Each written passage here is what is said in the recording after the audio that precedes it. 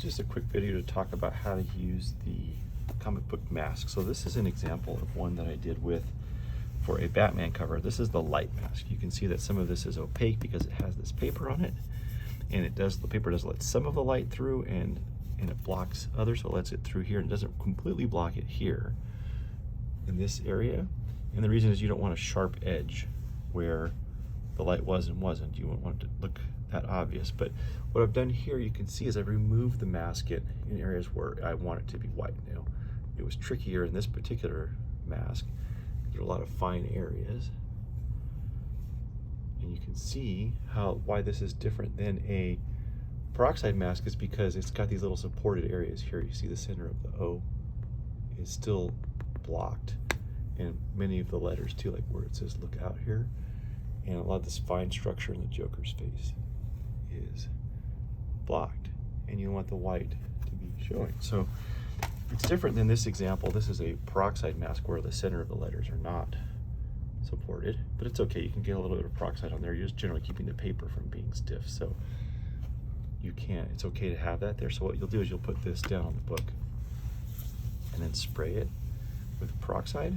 You'll make sure it's lined up properly. Spray the peroxide, put this up, done.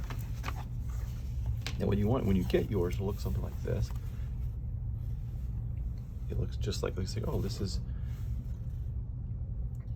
really difficult. I have to get this material off, but it isn't. You take a little awl like this guy here, like a, I'll try this so you can see a little bit.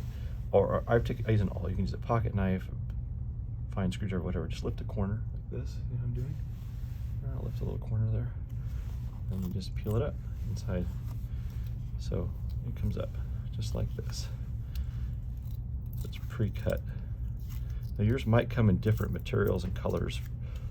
Well, the light one will always be clear, but the mask might be different colors and materials depending on availability. I'm about 3 weeks out for getting new plastic right now. Let's say, for example, I take this B. I'm just going to lift this corner here.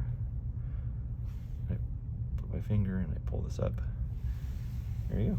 And I got this B, and here's the E, and there you go. And so this is how you peel the paper from areas that you don't want to have exposed to light and have exposed to light. So you want the white areas exposed clearly. And then here we are. And that's just the top. Of course, you'll have to take all of it from the bottom, and I'm going to just peel the bottom here. And I leave this on because it really protects the board during shipping. You don't want to not have it covered during shipping. It's a great way to protect it. So I'm just going to peel the entire back off.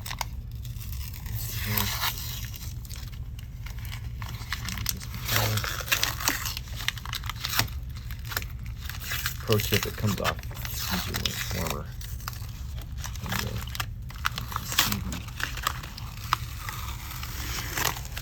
the laser cut here to make it easier to remove the masking, but otherwise, that's it. You just go through this process, and you can peel each of the letters off individually like this. And it should take a few minutes, but then you'll be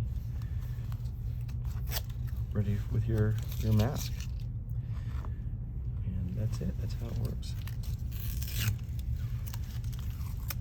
You can start to see it coming to life here.